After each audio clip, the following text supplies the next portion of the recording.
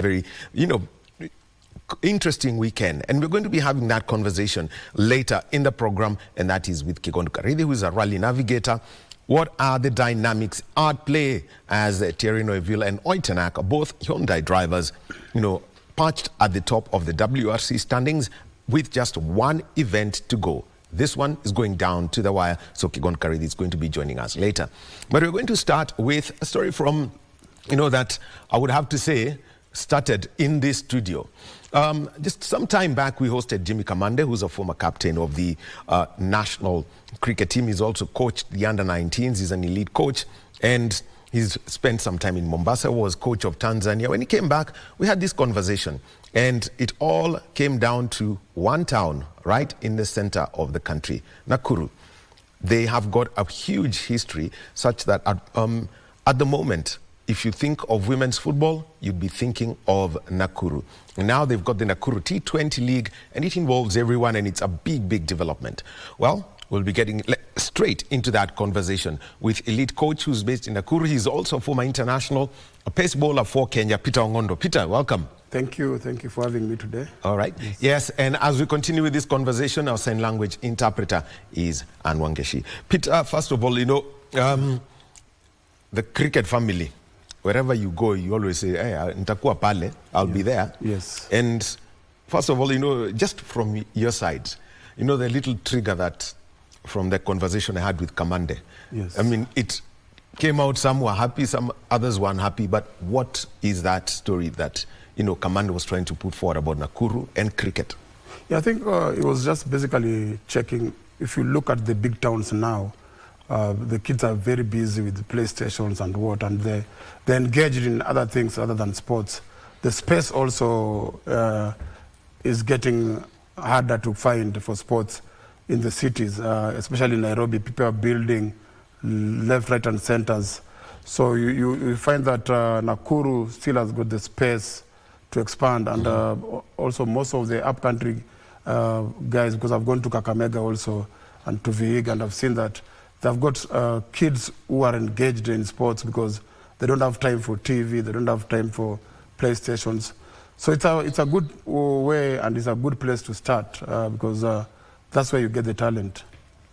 Well, and last month, as October came to a close, Nakuru, the county association, you made this announcement that you're going to be having, the T20 League, and just give us the background of how you have, coming up with this league, such that it's not just training but competitive cricket for the people who are out there.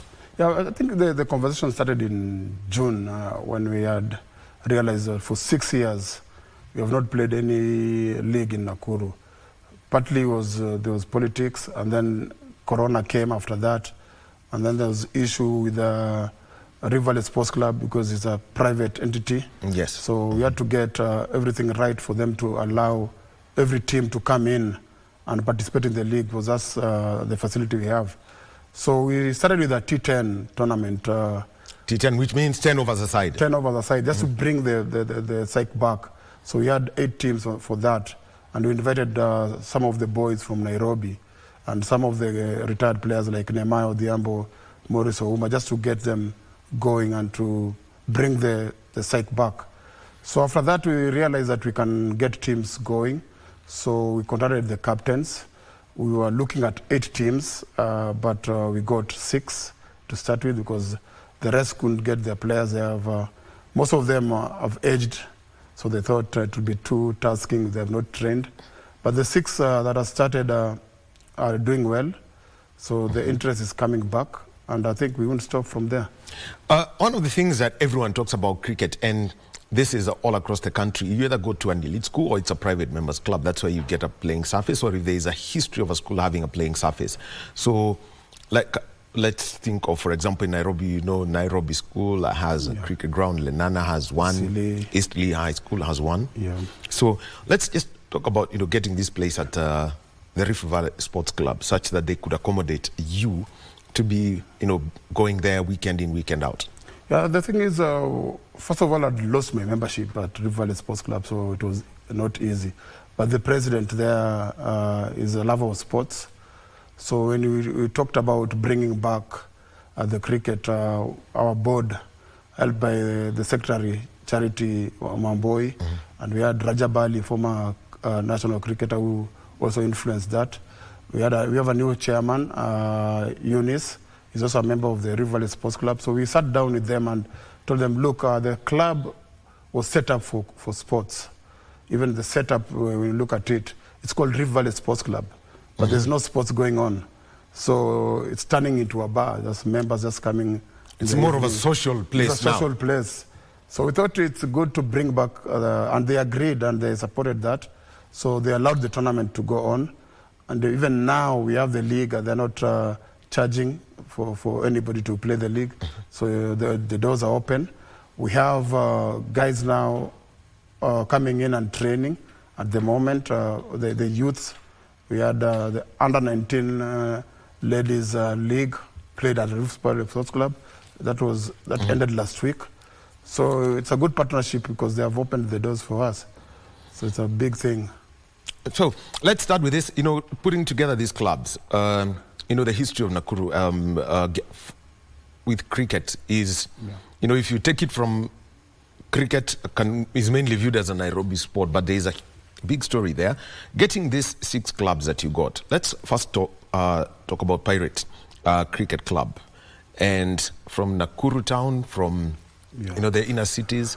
Pirates Cricket Club was formed from the schools, the public schools. Mostly you'll find that the guys from Kivumbini, the guys around the ghettos. So what we did, we had a program, it was called Food for Runs. When you're in school, if you score some runs, then we buy the food. Because we realized that when we were coaching in these schools, when the bell rang for lunch, some of them never went for lunch. So we thought it's because they love the game, but we realized because they cannot afford the lunch. So we come up with a program that if you score some runs, we cover your lunch. So we kept those boys and we kept the girls together, and then we formed the Pirates Club because some of them went into secondary school, and then after that now we had to cover their expenses for secondary school, and now we have put them into our coaching program. We have 6 of them. They're being held by the MCC from UK. They are doing coaching, so now they are giving back to the society. Also, they are coaching the rest, the new crop. So that's how we came up with the Pirates Cricket Club. So it's mostly guys from our ghettos in Nakuru. Oh, very interesting, because you've got to say, when it comes to Nakuru, if they decide to develop a sport, they can really move up. We've seen that with their rugby side, Nakuru RFC, and later Menengai Oilers. So there's a lot of that comes in. And Pirates also have a development side. They're actually playing 2 teams in this league. Yes, the development side is mostly the young ladies, the under-19, because there was under-19 ladies which went to Rwanda. And then we realized that from the national team we have produced 14 players. But the current under-19, you have only 1 player, which was Myrion. So we realized that we have to go back to the basics because the ladies cricket picked up very well. We shifted that and concentrated with the boys because we were asked what about the boys, and sent three of them to the under-19 level. We have James Gidua, we have Anthony Ndungu, Yusuf, who went with the national team to Uganda. So then we thought we have to balance, because when we were told to focus on boys, then the girls team went down. So the Pirates B is mostly the under-19 girls. Yeah. Well, very, very interesting that you've got to do this balance. Is that at one point it's it's women's cricket that went up? Went up, yes. And then the boys went down. So we were asked, where are the boys? So we had to push the boys. So when we brought 3 of them to the national under-19 team level, then we realized now we have to balance, because the girls team is going down. Okay. Yeah. Now the other one is, this name is more associated, with Nairobi. The KBC is one of the top. You can say actually the top club within the Nairobi cricket area. KBC. We see that they've got an outfit in Nakuru. Yes, you see the thing is with the KBC, the way they did with their cricket, the development.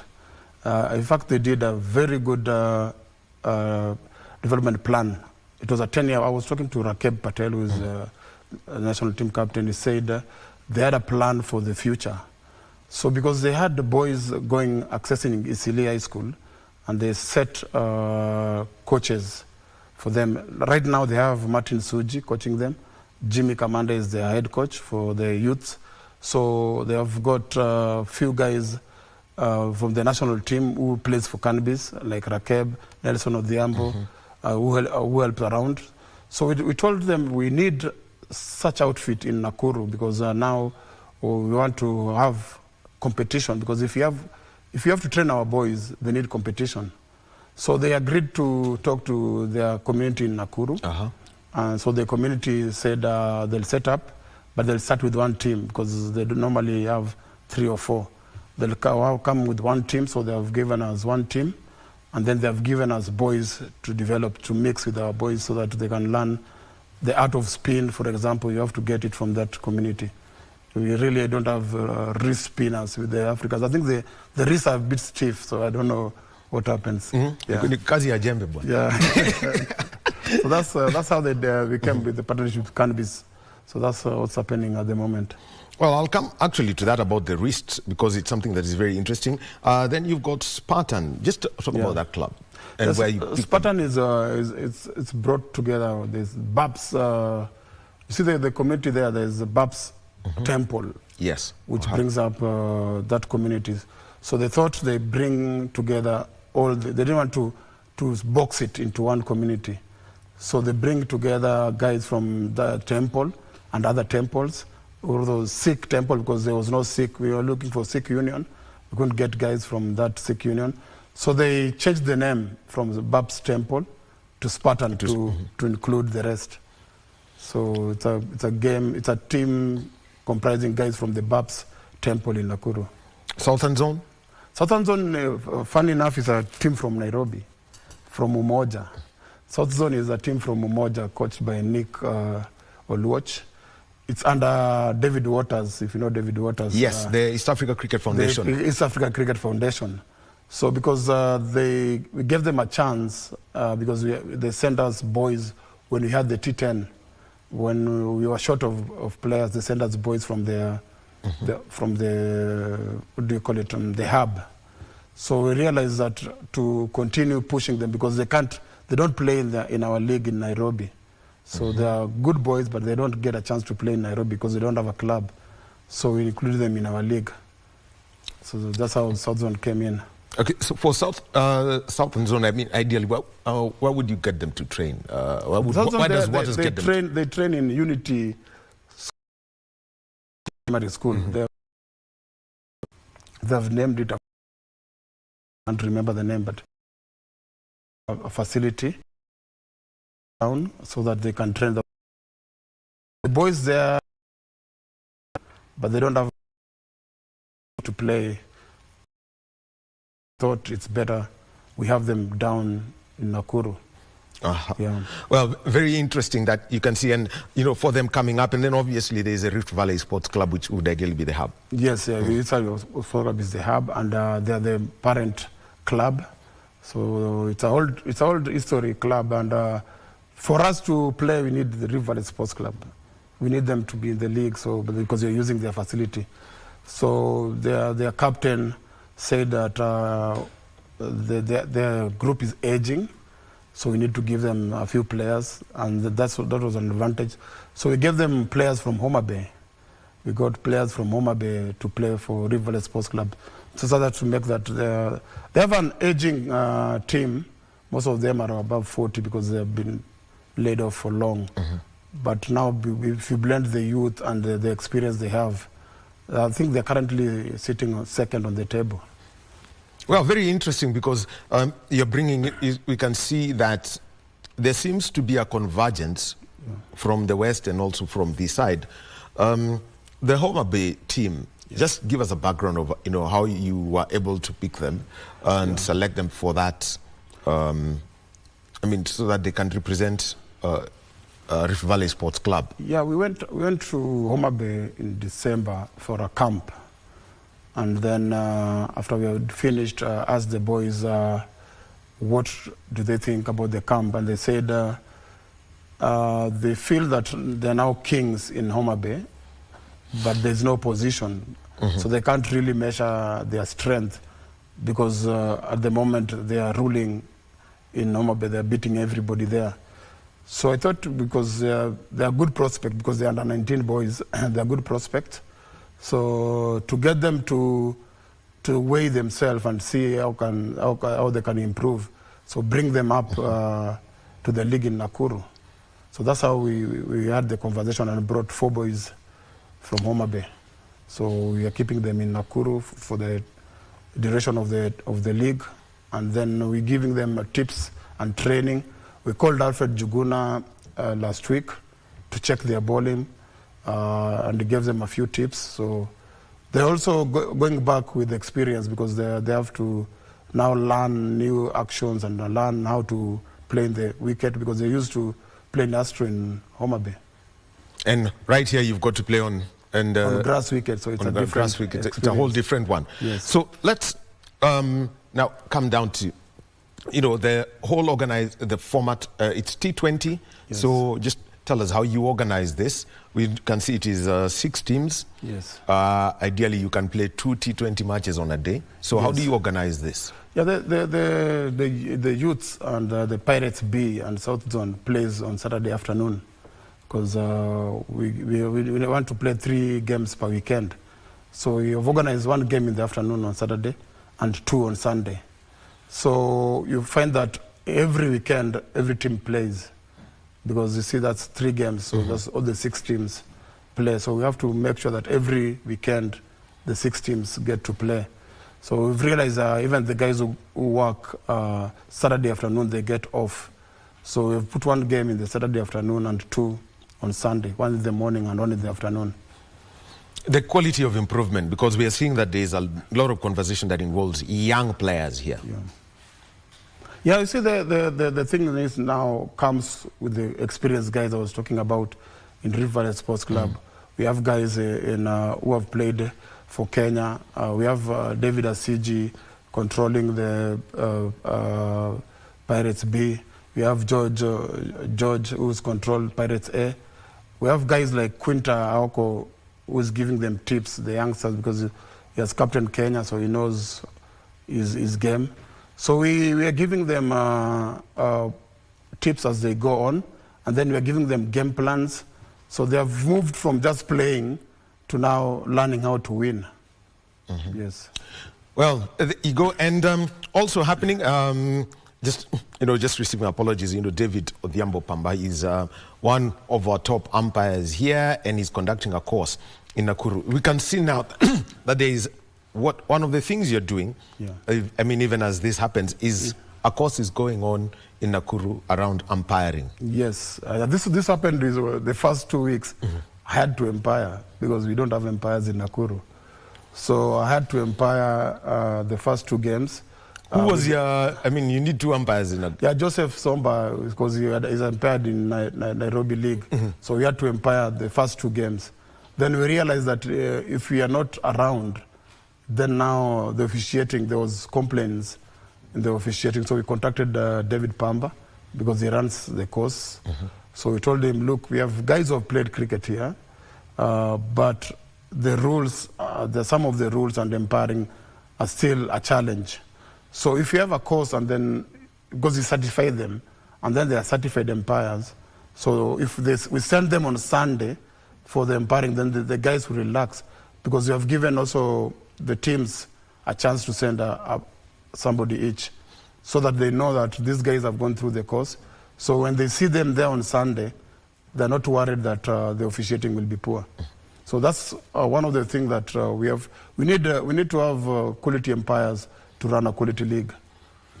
What was your experience like? Because you're the one who's, for you were a bowler. Yes. So you're the one who was used to making a lot of noise to the umpires, trying to make a call for this. What was that experience? I think when I umpired, I realized that when you're a bowler, you are looking at the ball at a different angle with the umpire. So that's why you find that you make a lot of noise thinking that it's a wrong decision. But the angle is different. So when you're umpiring, because you're standing still and you're at the set of of the game, you look at the game differently, at the projection of the ball differently. So I thought, I've realized that some of the balls I was making a lot of noise were actually not out. So it's a very big difference, and it's a very good experience, because now with the umpiring you have to concentrate more because you are there throughout. The thing with the umpiring is you can do very good, very well for a while, and then one ball messes up the whole day. And then they won't remember how well you did. They'll remember, oh, Wahome nicked one, you didn't give him out. So it's something that you have to concentrate more. And then there are two umpiring positions. There is one where you stand, where you're behind the stumps. Yes. Ideally, I know Brian, my director, would give us a point where we've got the umpires, and then there is one where the square leg. Yes, square leg. Yes, striker, where you're basically in line, with where with the crease. Yeah, with the crease, where you're the person who's going to bat. Yes. What are those two positions in terms of umpiring? What are the things that you saw? Yeah, you see that when you are at the square leg umpire, mostly you judge the runouts and the stamping, because you're in line with when they're running, you're in line with the crease line. So when you are in the main umpire, then you judge everything else, the caught behinds, the LBWs, the leg buys. So you do more work when you're in the main umpire, but you need to have coordination with the square leg umpire, because you might miss something. The ball might go to the wicket keeper, they don't collect it clean, so he's closer to the wicket keeper than you. So it's a combination of doing the judgment but coordinating with the square leg umpire. So it's like the linesman, for example, in football. Yeah. Well, and so at the moment, and one of the things is, so David Odhiambo is going to be in Nakuru. Just how long would it take for this course, such that you have the primary certification for umpiring the league at? Yeah, I'm sure they're going to do there's an introductory level, and there's level 1. I think that's what is going to go through. That takes 2 days. The level 1 takes 2 days, because they're going to go through theory today, and then tomorrow it will be only practicals. Then he has to see how they make the decision. He has to teach them how to judge the LBW, for example, because that's the hardest thing to judge as an umpire. So tomorrow they'll do practicals. Today they're going through the theory work, and there's a lot of laws in cricket. So yes. The theory, and David Pamba can talk all day. So I know today they're going to have a lot of theory. Okay, well, so you can see that a lot is happening there. Now let's talk about the under-19 women's league, because this is where you want to bring back. I remember at one point you mentioned 14 of the women in the national team. Some time back, Kenya went to play in I think, was it Tanzania or Rwanda? Yeah, Rwanda, and then also in Dubai. Dubai. So they had gone to play out of the country, and that is when people realized, wait. The number of girls from Nakuru here are 8 out of the 14 who had traveled. Yes, yes. So just give us about this development league that you've put up for Nakuru. I mean, the tournament and the outcomes. We had a meeting with the women director, Pauline Nomamo, and she was worried about the standards going down. And we told them it's because we were waiting for guys to develop. Because you have to pick them from when they are 14, 15, so that they grow up with their good habits. So if you wait for them when they are at the national level, it's too late. So we told them we can't really do much with the national team, but we can now start with the young ones. So that's how we went back to the under-19 leagues, and then we went back to scouting for the young girls from the under-19 level. Yeah. Overall outcome, because I know at one point, we thought TZ was big, Uganda was big, then suddenly the Kenyan girls grew and they were dominant. Yeah, the thing is, we went to the Division 2 under-19 qualifier, which had eight countries, and we qualified and came back to the Division 1. But the Division 1 was still above our weight, because we finished 8th on the Division 1 list. We have heavyweights like Zimbabwe, Namibia, Uganda, Tanzania, Nigeria is they've got Sarah Bakita there. She's doing a good job. So they've, in fact, they are the ones who qualified for the Under-19 World Cup. So we are looking at what we need to do to reach that level of Nigeria and Rwanda, for example. Okay, I don't need to name, I mean, if you ask me the passports of the coaches of those sides, they were all issued at Nyayo House. Yes, that is, yeah. But you see, we have brought Nani back, we have brought Martin Suji. Yes. And we have brought Maurice Ouma. They're working with the girls. So we have given them the best, because Martin Suji worked with Rwanda for a while, and we saw what happened with their girls. We are calling back Sarah Bakita, although she has to finish her contract in Nigeria, because she went there and for 2 years changed the perspective of the girls. Yeah. So we'll be coming back to that. You mentioned something about wrist action and good habits. Well, Peter Ongondo, he's an elite cricket coach, speaking to us about the Nakuru T20 League. And now let's move over to the Kenyatta International Convention Center. And it's a public stakeholders validation forum on the review of Kenya's foreign policy. Prime Cabinet Secretary Musalia Mudavadi is giving his remarks. To increase the budgetary allocation for the Ministry of Foreign and Diaspora Affairs. We are grateful to our President, His Excellency William Ruto, as he continues to set pace as Kenya's chief diplomat by actively engaging in strategic diplomatic activities. Accordingly, Kenya has been able to sign mutually beneficial agreements in order to expand trade opportunities for our people, diversify creative economy prospects, and secure labor mobility agreements to address youth unemployment. Further, our country has received more international scholarships, seen a rise in public-private partnerships that are spurring infrastructural development in Kenya, and increased international engagements that flourish tourism and guarantee our peace and security, among others. Ladies and gentlemen, the ultimate goal of a country's foreign policy is to provide a blueprint and a strategy for achieving its national interests in line with the common good of the nation and shared prosperity. Therefore, the Kenya public has a frontline role in contributing to the formulation and implementation of foreign policy. This, I repeat, is the reason we are all gathered here today. Just as a reflection, what is the role of citizens in appreciating and promoting our country's national interests whenever our people interact with the international environment? How can we utilize our foreign policy to inculcate in our people patriotism and a fervent desire to positively project our country's image in the international arena? In short, we must close the missing link between the country's foreign policy and the citizens' understanding and engagement in our international affairs.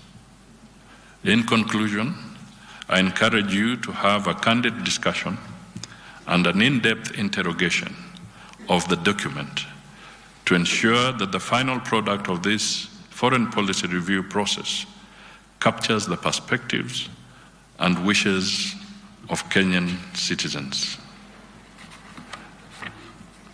Before I step off the podium, let me also appreciate our partners, the UNHCR, CONRAD, the Stockholm Environmental Institute, the Council of the New Global South, and the other that may not be on this list, but who have supported us in one way or the other, including our ambassadors emeritus, who were part of this very, very important journey. So, here we are.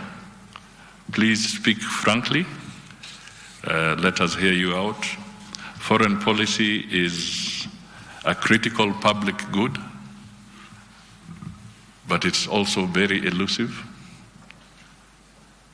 and we must find some common ground. Not too long ago, young people in Kenya were asking, why does the president of Kenya make foreign trips?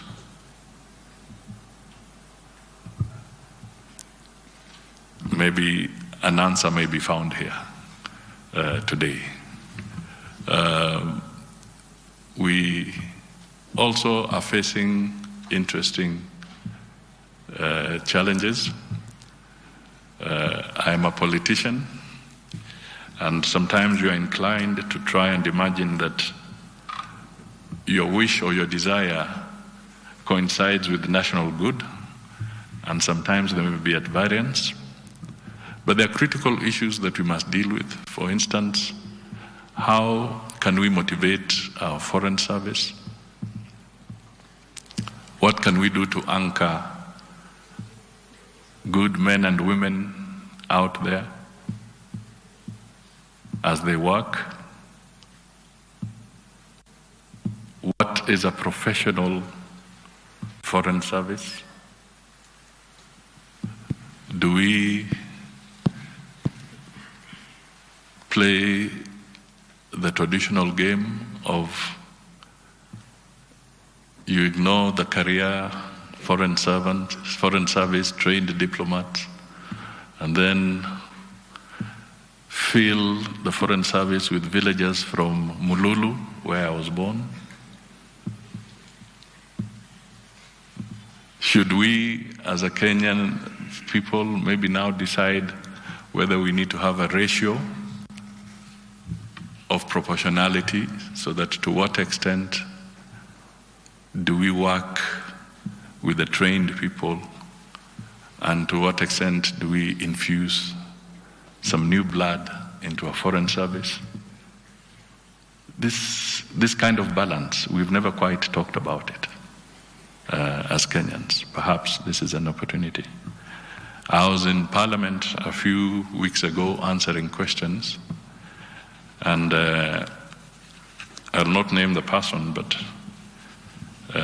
he's a senator, and he told me, Mr. Minister, can you tell me or assure this House that our diplomatic service reflects the face of Kenya? And can you name a high-level diplomat from my area? I was extremely worried. I was sitting on the edge. Because that is a question we must answer and resolve today. Does our foreign service reflect the face of Kenya?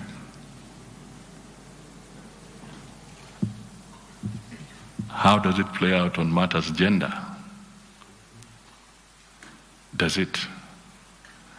Now, if you want to go forward, how do we build on our consultations and find answers and practices that can be more appropriate for our people?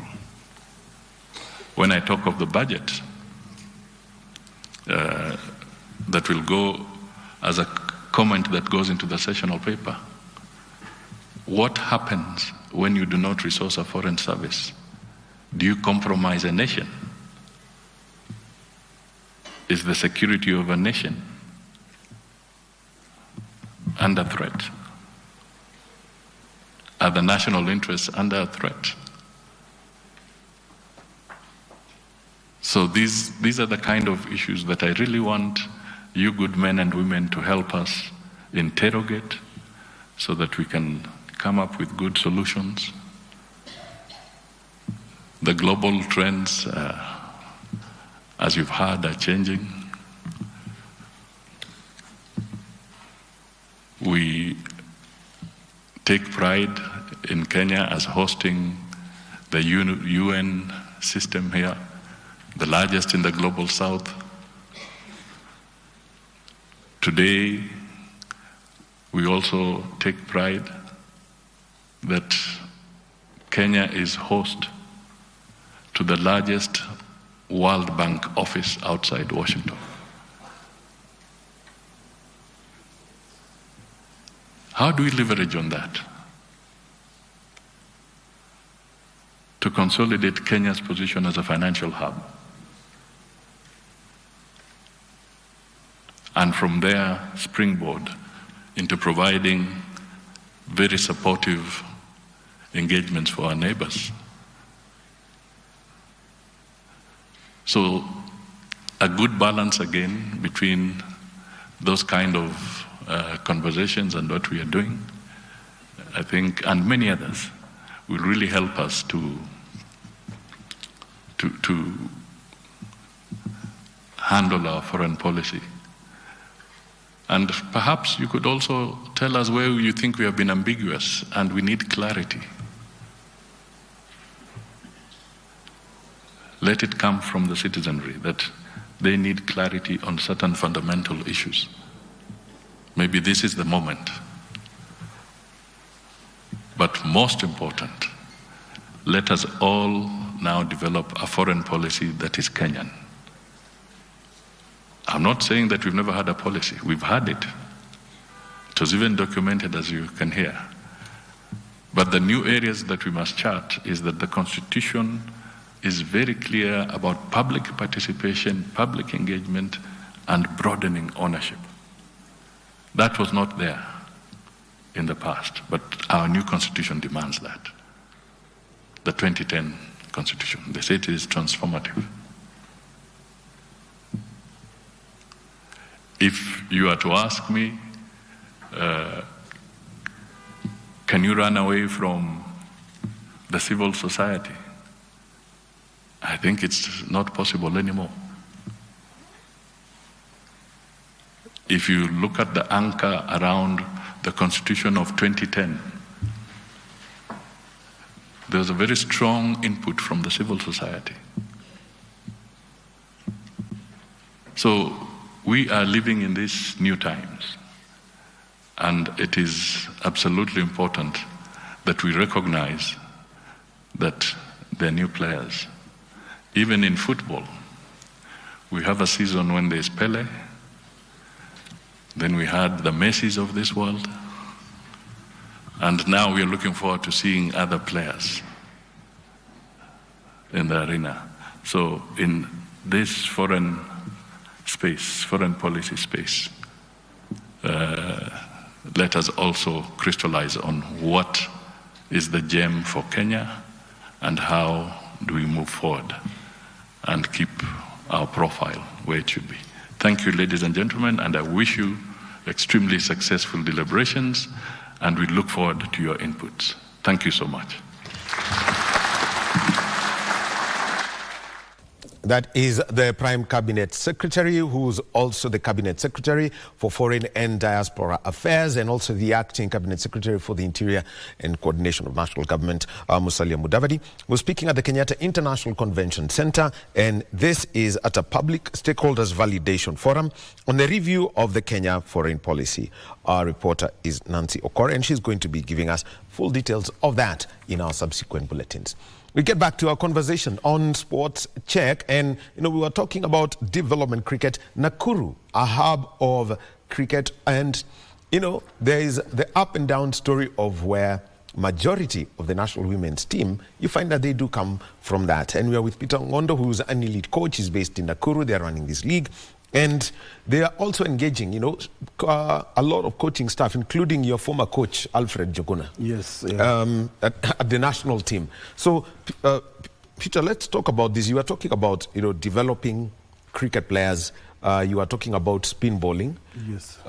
You are a pace bowler, so yes, that comes naturally for you. Yes. And this spin bowling, just take us through all these little things that you do. You're working on. As you call them, the good habits of cricket. You see, we've realized it's easy to coach pace bowlers, but spinners, like in the country, you had Maurice Odumbe, Steve Tikolo, and Collins, who was our top spinner.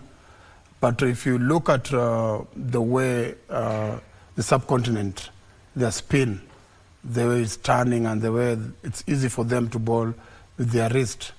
So whenever you want to take the boys to the next level, you have to introduce them to spinners from the subcontinent. We are lucky we have the communities in Nairobi and in Nakuru. So now we are working with the KBC community, for example, with the guys from the Asian community to introduce our boys into spin. First of all, we had Pirates in the Nairobi League, NPCL League, and the first year, the issue was they couldn't play spin because they played in Nakuru there, in Astro, ball was coming.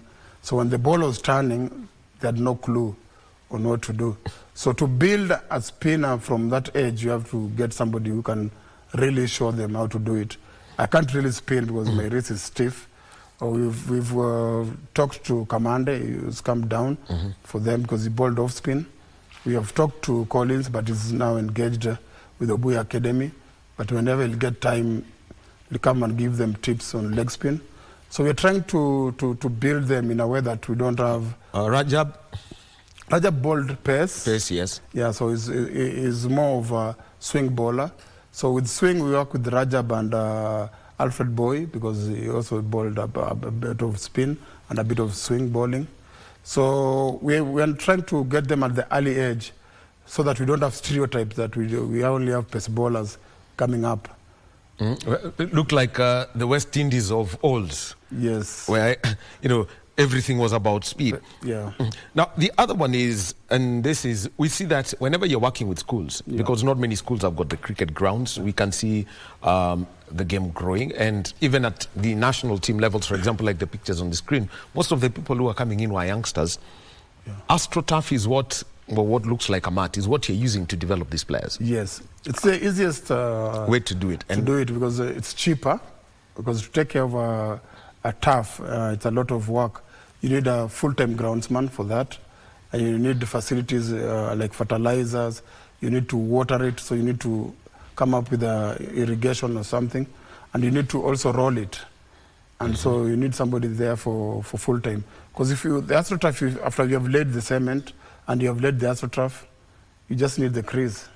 You don't need to roll it. You don't need to water it. You don't need somebody putting fertilizer to make sure that the grass grows. So it's a cheaper option to develop the sports. It's holiday time. I know you're going to, for example, like you mentioned with the Pirates and, the work that Kambi's are trying to do to reach all of those people. Yeah. Reaching out post-holidays to schools, for a sport like this, is something that, everyone talks about. Yes. How do you keep them active in primary and secondary school, besides the initiative of runs for meals? Yeah, there's a program now, the cricket director, Thomas Odoyo, who now is in charge of the development. It's come up with camps and it's come up with hubs. It's getting one in Kisumu, and there's one will be in Kakamega. We are getting one in Muranga, and we are getting one in Kajiado, so that everybody who have never played the league before, the kids are engaged.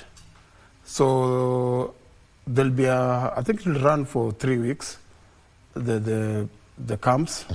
So these camps, you pick the boys, you start with the mini cricket. Yes. So after you play the mini cricket, you pick the best. Now then you bring them into the camps. The camps, the idea is to introduce them into hardball, because the schools, our public schools, you can't really play hardball in our public schools. And when we are selecting the under-19 last time, we realized that the public school boys are disadvantaged because they start playing hardball only when they go to secondary school, and this is too late because now they pick guys who are under 17. So what we are doing is when they close school, we bring them and introduce hardball at a place where it's cricket friendly. So we pick centers, and that's how we keep them engaged.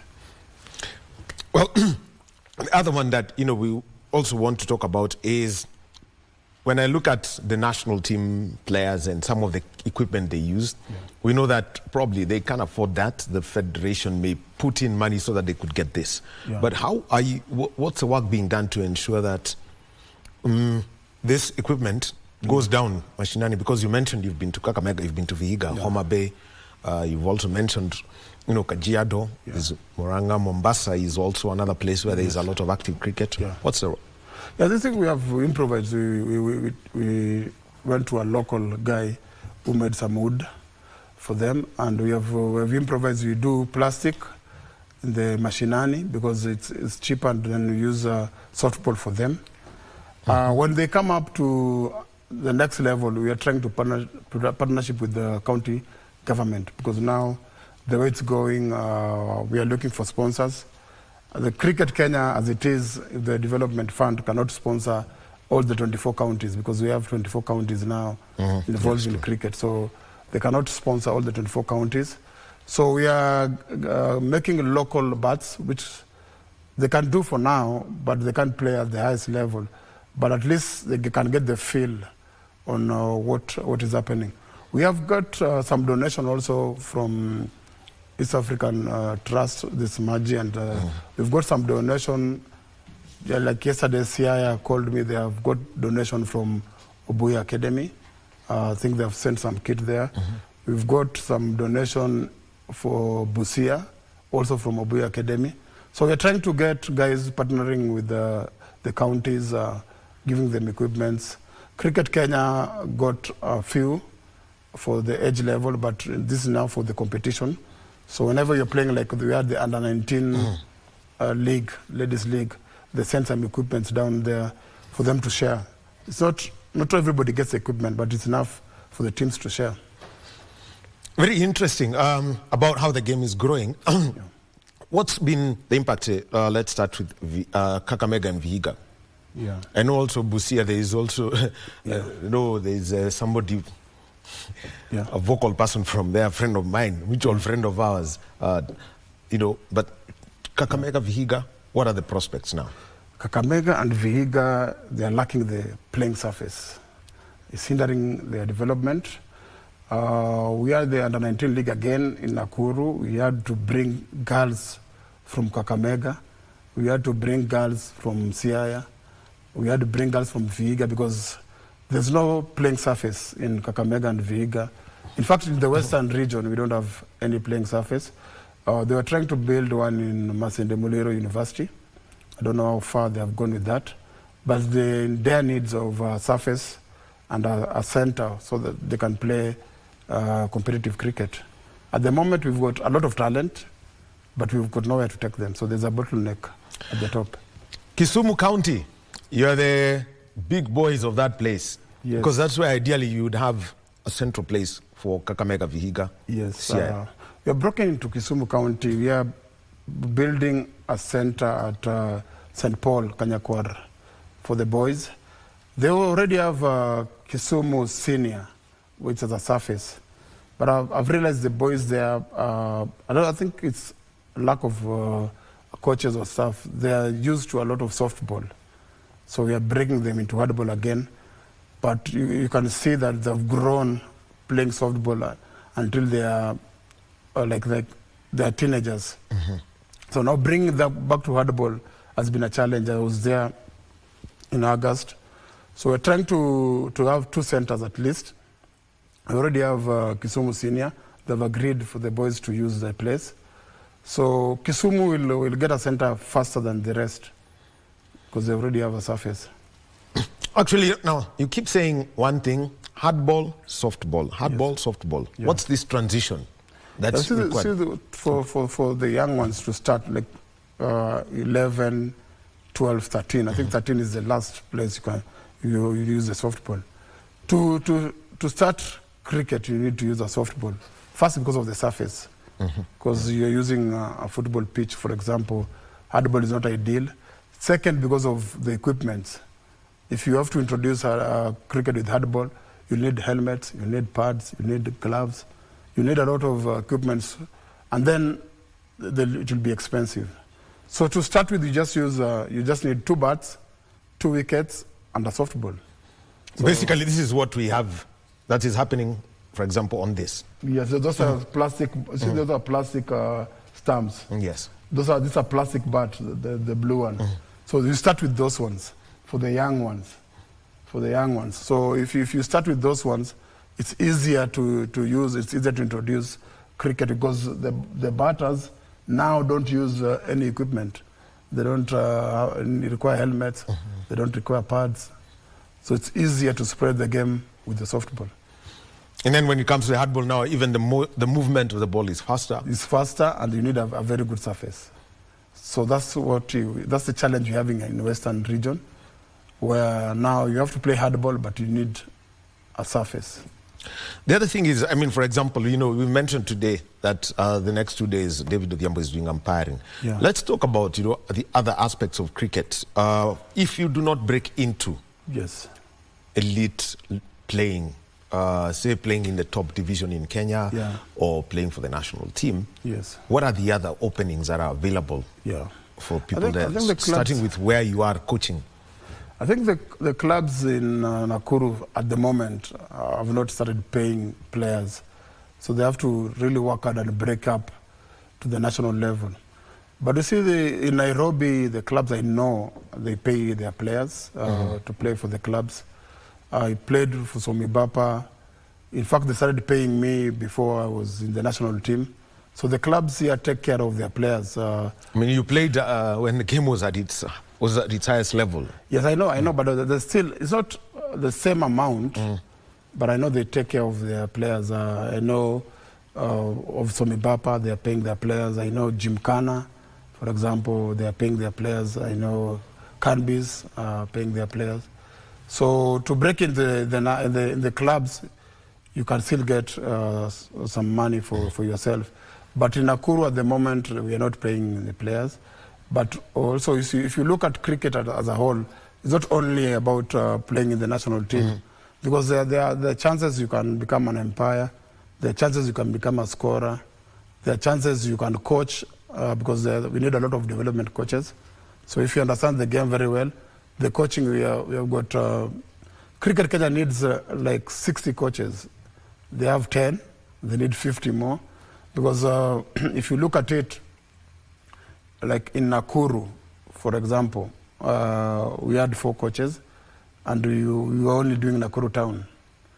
Wow. I'm trying to think of the expanse of Nakuru County. Naivasha is still in Nakuru. We were called in Molo, is still in Nakuru. We were called to go to Bahati, we are still in Nakuru. So the amount of coaches you'll need just to cover the 11, I think the 11 constituency in Nakuru, it's a lot. So even if you put one per area, it's 11 coaches in Nakuru alone. Wow. Yeah. And the opportunities are there. And so how are you doing for the coach? One of the things is, for example, Pirates, because they are the ones who, because there's something that you mentioned and see how if it can rub off to those in Nakuru, is that you grew up with players like Steve, the Odumbes, the Tikolos. And so they would help you grow into the sport. What are you doing with teams, for example? There's Pirates, Pirates, Spartan, and the Rift Valley Sports Club, and also the Canbis group. We have guys, they've not played for Kenya per se, but we have guys like Arfan, who has played a very long time in Nakuru. He's a very good player. He didn't break into the national team, but those are the guys who can impact the youngsters coming up. Rajab is always there to help the upcoming players. We've got people like Peter Koech, who is from Nakuru, and he broke into the national team. Whenever he's free, he comes back and play with the boys and make sure that they get the experience. And again, also the boys now learn from the ladies, because we've got 4 ladies from Nakuru who have captained the national team. We've got Quinta Oko, captained the national team, Daisy Wairimu, captained the national team. Esther Wangare was captain up to last year. Then now is Charity Tiara, who's also from Nakuru. So I think the last 4 captains are from Nakuru, the ladies captains. So they have got experience. They have played at the top level. So when they play in our league, they impact the young ones. Well, there you can hear the impact and the societal impact all around it. One of the things that everyone, whenever you are running a league, is that you try and look out to the local community. How much of the business, local business community, how much are they putting into this league, and especially their logistical part? Having 2 days of full day cricket is not an easy thing to do. Yeah, we used to work closely with Gilani's supermarket, if you know it, and to an extent we have Green Set School, because we have to bring them back because there's a disconnect there when we stopped. But those are the two communities that, because Green Set have got a cricket pitch, yes, and they've got a net area, and they've got a facility, boarding facility, which they use to when they close school. Like if you need a camp, you bring your boys or your girls, they use the boarding facilities and they use the facilities there. And then we have Gilani's supermarket, whose Faiz, the director, also plays for River Sports Club. So whenever we have the young boys and we need anything that, like if they need some snacks and stuff, we speak to them. So we are tapping also to Irani Telecom, that is in Nairobi, is interested to sponsor the next league. So the business community is interested to come back and partner with the league. Yeah, and it makes it all easier, and we can already see that the activity there has been huge and everyone's been talking about it. Peter Ngondo, thank you very much. As you wind up, just give us the next few events so that if you're in Nakuru and you want to watch some cricket, just give us a calendar. Yeah, we are thinking of bringing back the T10s in January because after we will break for Christmas. We are bringing the T10s up in January. Then the senior league, at the moment, the league is being played in Nairobi from next week. Then we'll take up in February. We want to bring the senior league tournament in Nakuru so that the upcoming girls could see their players play. Because they watch them, but they watch them on TV. So we tell them we have got 14 girls from this area who has played for the national team, but they've never watched them because the games are played away. So we want to make sure that we bring a league. We are getting sponsored to bring the full national women league in Nakuru, so that the upcoming girls can see, okay, this is from our estate and she's playing at the top level, so that they can get the encouragement. Yeah. Well, Nakuru, the city they call Nax Vegas, and a big hub for cricket, and we want to see more of those players coming in. Thank you very much, Peter Ngondo, and for being with us today. And yeah, keep developing, because, once upon a time, the people from the coast said Harambee Stars was a Nairobi 11. Yes. Or Nairobi combined. Yes, so we'd like now to, but we love it when the women's national team turns out to be a Nakuru Cricket Club. Yes. Great. So time for us to take our first break. When we get back, we'll be talking motorsport. The World Rally Championship 2024 season is coming to a close. That's a conversation we'll be having. Our sign language interpreter has been Anne Ongeshi.